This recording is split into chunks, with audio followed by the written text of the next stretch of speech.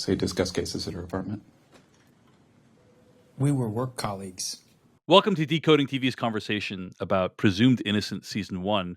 I'm David Chen here with Patrick Klepek. Patrick, let's start with this.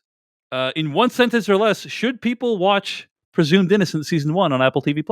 Absolutely. Just an unbelievably entertaining season of television. Little suspension of disbelief is going to be required from start and especially in the finish. But if you just want to have fun with a murder, it's a deliciously tense, well-acted, well-crafted cliff. It's just, I had a ton of fun. I was really entertained from start to finish. All qualms of the storytelling and how it maybe wraps up aside. Highly recommended. I feel exactly the same way. This was a blast. Great acting. It looks beautiful as a show, I think, in general.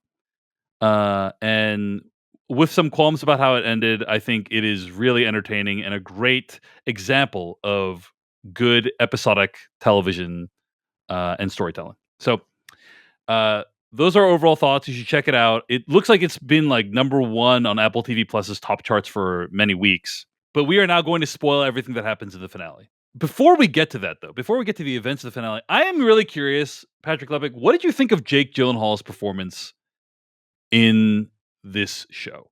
Like, for me, I'll say that Jake Gyllenhaal for a while now has been playing characters who are kind of unhinged and in the process of psychologically imploding. He's been doing this for a while. I think the one that really comes to mind that reminds me a lot of his performance in this movie is that one he did where he was the 911 operator. Do you remember that? That one I haven't The Guilty. The Guilty is the name of that movie. And it's basically like he's like on the verge of some kind of psychological break, basically, and just like mentally deteriorating. Nightcrawler was kind of a different flavor of this, but he's obviously like a very different character in that. And then in Ambulance, he was just like really, really out there. I would say Roadhouse was the most kind of quote unquote down to earth performance I've seen from Jake Gyllenhaal in quite some time. But yeah, in all these movies, he's becoming just more and more unhinged and unstable. And I have to say, I think he played Rusty Sabich in this show a little bit too unlikable. Like, I think it is really difficult to root for Rusty Sabich in this. And he seems guilty. And honestly, when it's the jury needs to decide whether or not he's guilty, it's like, yeah, it seems way too close to what I think it should be. Like, I know the show is trying to make it ambiguous. You're supposed to be like, maybe this guy could have killed Carolyn Polinas, but it was just a little bit too like, I kind of freaking hate this guy. Like, me watching the show, I hate this guy. And I don't know that I really particularly enjoyed that. Patrick Klepek, what do you think of Jake Gyllenhaal in this? I'm mixed. I see where you're coming from, and yet that tension where the structure of the show is such that often when you create a show where like it seems like somebody is probably innocent, but so much circumstantial evidence points to them being guilty. Right. Usually the characters are like pretty likable and affable, Yes. and you're rooting for them. Yes. And it seemed like it was a deliberate choice on a script level and especially on an acting level to play this character differently, where you're not really sure you can root for them. Like, you're given glimpses at various moments when he spends time with his children, when you see the flashbacks to him being with Polinas, where it's like, oh, wow, like there's like this really, I can see why someone would fall for this person or see them as like a good, caring, empathetic father. But those all seem like he's putting on a suit, like he is putting on a different version of himself that is hiding a much darker version of the truer self that he probably actually is. And so I found kind of rooting against this guy on a guttural level within the storytelling framing of like, but he still probably didn't do it, even if he's a real piece of work that sort of deserves like some form of justice or a hammer taken down on him. And I found that to be one of the most irresistible parts of the show. I think that's an attractive element, is because it is subverting your expectations of because so much of the story, we've seen versions of it before. There's not a lot of like groundbreaking storytelling here, but I think it's the performance choices that go a long way towards making this work and be as interesting as it is. That tied with, and we'll get into like the how much the show understands episodic structure in a way that so many modern sort of prestige episodic streaming shows do not. But I was all on board. I loved the fact that I didn't like him, and that was like that kept me coming back. Like you piece of shit. And I think for that. me it just tipped. I'm okay with having a complex character. I think it just tipped over too much into the realm of like I'm like almost actively rooting against him. There's this one moment in one of the later episodes where one of his lawyers calls him a narcissist, and he's like, "What?" And I'm like, and you as the audience are like, "Yes, dude, you're a freaking." And the fact that you don't even know about that, like, at least have the freaking self-awareness. Uh, I'm not saying it was like 100% in the wrong direction. For me, it was just like, oh, if he'd just been a little bit less of a piece of shit, I would have been okay. There's a reason why courtroom dramas for the last 100 years or whatever, or 1,000 years, have relied on the sort of subject of the drama being at least a little bit likable, and that's because it makes you want to root for them, and that makes for a more compelling viewing experience, in my opinion. I'm with you, and I see what you're saying. Yeah, but I guess what I'd say is if I thought the show didn't know what it was doing, it would have irritated me more. But it seemed like such a conscious choice by everybody. Like the show, its editing, the way it's shot, the way Gyllenhaal perform, like it's all of like I'm with you if it irritated you, or you would have found it to be like a slightly better show if he was just like the knob was just brought down a little bit. Yes, and I see that, but it did work for me, and I think part of the reason it did work for me was because it didn't feel like Gyllenhaal was just out on a limb by himself. Like the whole show was working in concert with the performance, and so sometimes you'll watch a show and it's like, wow, this actor's like. What show are they in? Like this doesn't seem like it's in parallel with everything else. I will say that's how I felt. Okay, because when I was watching the show, I was like, why does everyone keep giving Rusty Savage the benefit of the doubt? He's clearly proven himself to be mentally unstable, right? Like it's like why everyone else is acting normal, and then Rusty Savage freaking going off like acting like a psychopath, and it's like, of course he. Anyway, so. But I'm glad it worked for you. But I just want to acknowledge that for me, it didn't quite work, and we don't need to belabor it any further. Let's talk about what happens in the closing episodes. So we're going to spoil what happens in the final episode of Presumed Innocent Season 1. In the closing arguments, both Rusty and Tommy make their cases convincingly. Notably, Rusty seems to finally acknowledge that he's a massive piece of shit, which is a task that's eluded him all season. That was actually like, finally we get some acknowledgement from this guy. Does he though? That's what I. Because is it a put on? Like, is it a performance? Performance, right? So much of the character feels like a sociopath, like attempting to. Like, what does it mean to be human? And is very good at like putting that on and saying the right things, but I don't know that I ever bought by the end that he actually is like a fundamentally good person, or is like feels wrought with the weight of what he did. Anyway, we can get into that, but that's anyway. Go continue. After an intense, the only thing I want to say. So later on, we're going to compare Presumed Innocent the movie to the show, but I just want to say like Harrison Ford plays the character as so much more sympathetic. Like has done many of the same things as Rusty Savage, but like it's just like, oh. That is a much subtler, more likable presentation of this character that is, for me, far preferable. But anyway, after an intense trial and closing arguments, Rusty Savage is found not guilty of murdering Carolyn Polinas. Now, I'm curious, Patrick Klepek, what did you think of the not guilty verdict? Did that strike you as plausible? It did. I gotta admit, Rusty gave a pretty good, like, kind of tied it in a bow. Like, if I was in the jury, like the way he balanced between, am I a huge pile of shit? Guilty. Did I kill her? No. And by the end, even though I thought both sides gave compelling closing arguments, if I was on that jury, I would find it extremely difficult to feel 100% convinced that he committed that Right. action. Beyond a reasonable doubt. Beyond a reason. like, does Right. it seem plausible? Yes. Does it seem like it could have happened? Absolutely.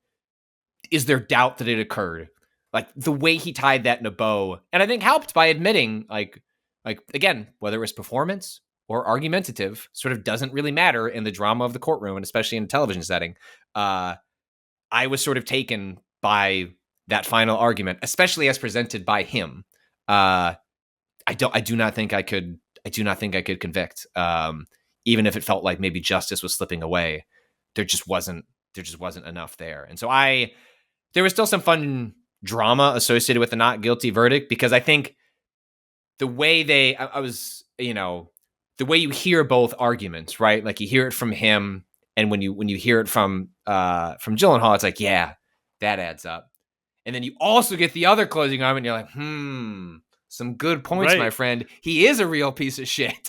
They both did great in the closing arguments. And I will say, okay, one advantage of having Rusty be this unhinged in the show is if he is found guilty, you kind of feel like he would have deserved it, whether he did it or not. You would be like, that it's nice that guy gets taken down a notch, right? And so you kind of like for me, I was like, oh man, I kind of hope he's found guilty. It would be bad for the justice system, but good for Rusty, I think, for his psychology, if he were to get put away. And his family, the people around him. Yeah, his family, he like literally anyone he knows, his acquaintances. Seems deeply manipulative. Yeah, if he gets put in jail for 3 decades, like that would be nice, I think, for everyone. So that is an advantage, is that you have that suspense. That I'll get to it later, but you don't really have a similar situation in the movie. So interesting. I agree with you that there is reasonable doubt. I also think if the jury had found it guilty, I would have not been surprised at all. Like, there is tons of circumstantial evidence, not very much biological evidence, but tons of circumstantial evidence, and yeah. So okay. After the case wraps, Rusty sees that his wife has already packed. He confronts her in their garage and says he knows she killed Carolyn Polimis. And the reason he knows is because he tracked her car and saw that she went over to Tommy Malto's apartment or house to deposit the fire poker the night that the fire poker was found. Rusty then admits that he covered up Carolyn's death by tying her up and making it seem like someone else who was not his wife might have done the murder. And just as Ruth Negga seems like she's about to confess to the murder, their daughter, Jaden, played by Chase Infinity, confesses that she killed Carolyn. Let's pause here. Massive twist. I'm reading from an article from Screen Rant entitled, "I Can't Believe I Missed This Huge Early Hint About Presumed Innocence Ending Reveal."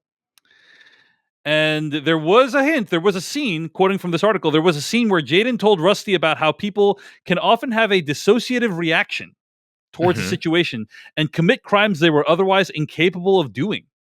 When the show initially presents this conversation, it seems like Jaden is merely considering the possibility that her father might have had a dissociative reaction before killing Carolyn. However, Presumed Innocence finale reveals that Jaden was merely trying to justify her actions by understanding how her dissociative reaction made her kill Carolyn. End quote. Patrick Klepek, what do you think of this ending? Deliciously fun. Was it good storytelling? Absolutely not. Did it really line up with the arc of the show? Not really. Did I care in the moment? I did not, David. Did not care. I'm like pounding the table, like, let's go. Give me a third twist. Where it ends, I think it's all not great. Where it ends with the additional twist with the daughter is better than where it seemed to be going with the wife, because you mentioned the dissociative identity conversation, which I remembered, and then Rusty starts deploying that on his wife. Like, I had a conversation with our daughter, like, and she mentioned the idea where people can do an action and disassociate. And so he was proposing that's what happened to her. And I was like, is this show really going to end with his wife, like, having committed an action, and it was a parallel version of her that she's since like receded into her memory. I was like, that's not that fun. That's not that interesting. I didn't care for that as a landing spot dramatically from a storytelling perspective.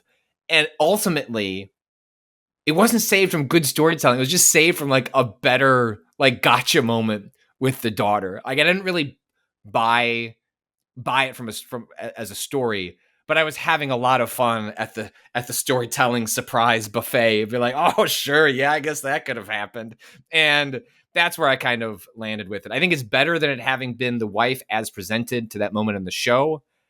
I don't know that I necessarily buy it in totality, but as was the rest of the show, it was a lot of fun. I gotta disagree with you completely on that one. I think seeing Ruth Negga deal with whatever that might have been would have been far more interesting to me than this ending, which I gotta say feels like it comes out of nowhere.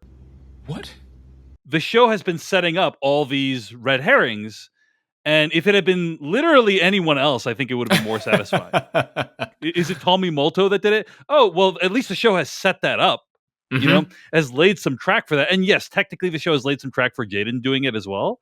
But more the son, though, right? Like the son actually following. Well, what we learned, Patrick, is literally Rusty Savage's entire family was at the apartment the night of the murder. The son was there. The daughter was there. Ruth, it's shocking that Ruth Negga wasn't there, honestly. And so it's just like, oh, it's a pure example of, wow, this comes out of nowhere. It has virtually no setup whatsoever. Yeah. And therefore, to me, is incredibly unsatisfying. So I hate that. Hate that. That's the ending of the show. It's a bad twist. I agree. Bad twist. However, what I like about the twist is the scene that we get afterwards, right? Because so Rusty says, we're never going to speak of this again. First of all, the fact that Rusty went in and like did up all the ropes and everything, that's really messed up. But like, so he's like not innocent in all this. But the fact that he did that does present a very plausible explanation for like all the shit that went down. Like, you know, why is there so much evidence pointing at Rusty? Oh, it makes sense. He's the one that actually did the tying up, but he didn't do the murdering. He just did the tying up. I guess he like when I guess when that case came across his desk, he also learned how to tie the knots from that murdering case, right? You know, I feel like you gotta not. This is one of those like don't overthink it. You gotta just take it at face value. In the universe of presumed innocent, people learn how to tie knots just by looking at them. I think is kind of what, you know. When in real life, knots are pretty difficult. Okay, anyway, Rusty promises not to reveal this information and says like we're never going to speak of it again. And as the series comes to a close, we have the family happily having dinner together. Now, I went from hating the twist, which I still do, to loving this final scene because this final scene is about compartmentalization. Hey, like if you found out, Patrick Klepek, that your daughter was a murderer, you know, okay, like, you'd probably do exactly what Rusty Savage does in this scene. And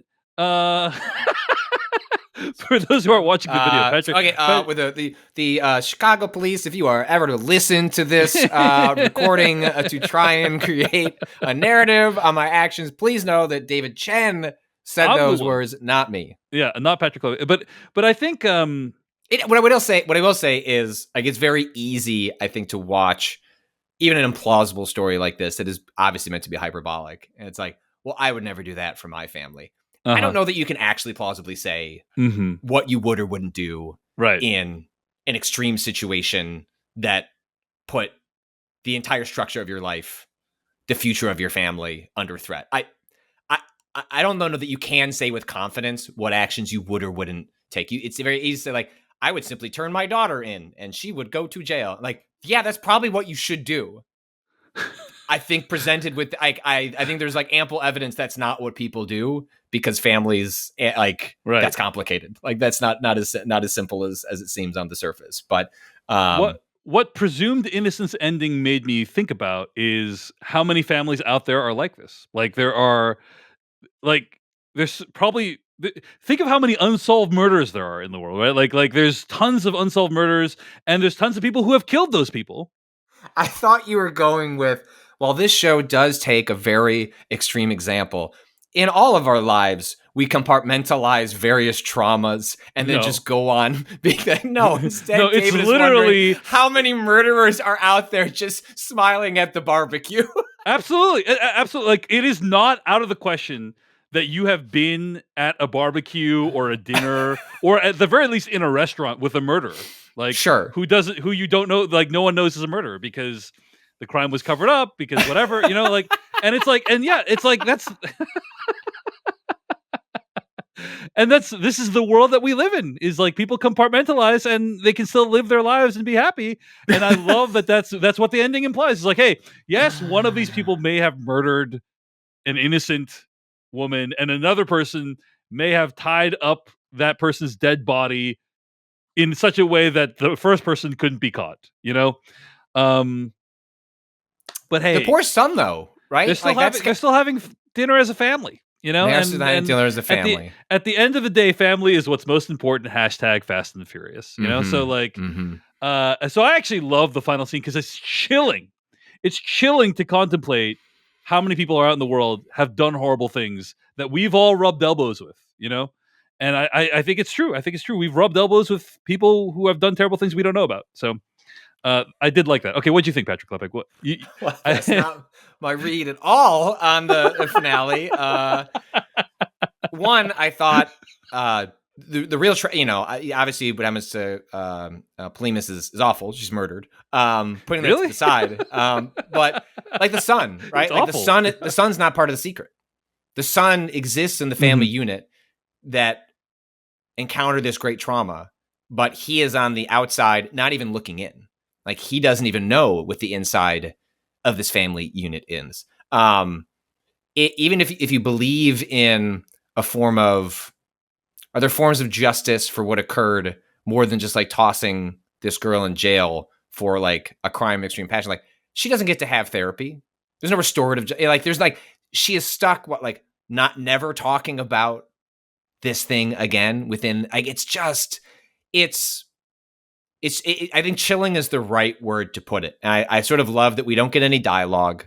We don't get any commentary. It's just, well, a thing happened and then they go back to being a family. And in many ways, it's like the whole show is about sort of like the performances we put on for the familial structures we create or find ourselves in our lives. And what do you have to do to maintain that? Like, what lengths would you go to maintain something that is in some ways a facade, but is other ways like deeply meaningful to your entire identity and existence? And I think that's like the strongest parts of the show. And I think how clunky the twist is in getting there, I do think they sort of land at the final moment about what the show is trying to say more broadly in that regard.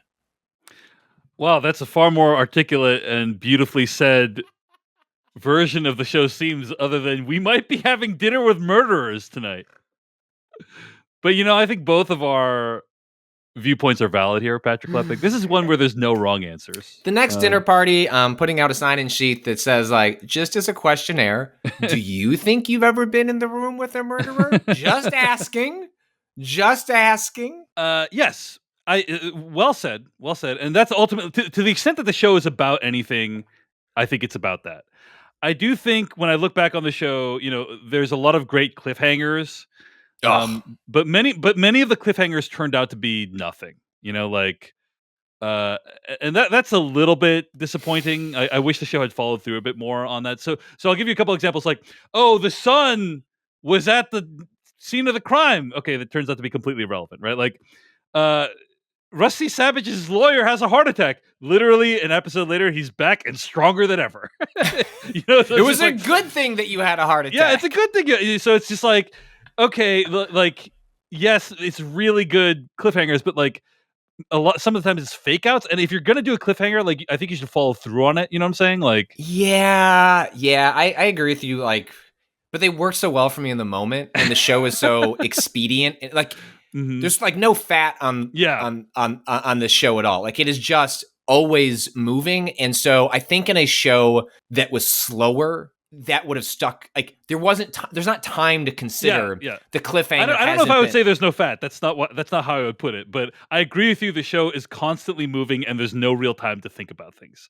which I think is to the show's credit. Like it's highly enjoyable, and you just want to keep watching it. So anyway. yes. But I mean, that's the other thing I would point out is like, okay, when you look back at some of these cliffhangers, they're kind of silly, you know. That's kind of and a lot of the red herrings also feel a little silly when like thought of in totality. Like they introduce sort of a subplot that never really. I'm just calling a subplot is maybe giving it too much credit, but like Polemus, like was she hiding evidence? Maybe she was kind of dirty, and you think that's gonna like I was convinced that was going to be like a big part of what unraveled the case, and instead it's just a red hair. Like it's just there to be a thing that's mentioned and never really built upon. Like, is she hiding evidence? Like that she's getting in from the forensics? It never really goes anywhere.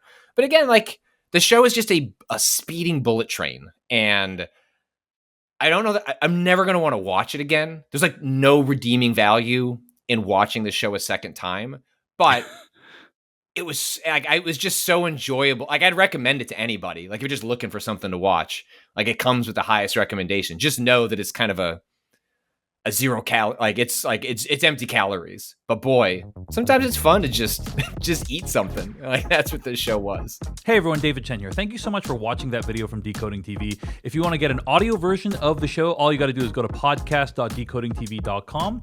And if you want to support what we do, get ad-free episodes of the podcast and also bonus episodes of the podcast, go to decodingtv.com and become a paid member. Of course, you can also like and subscribe for more. We appreciate it. Thanks. See you later.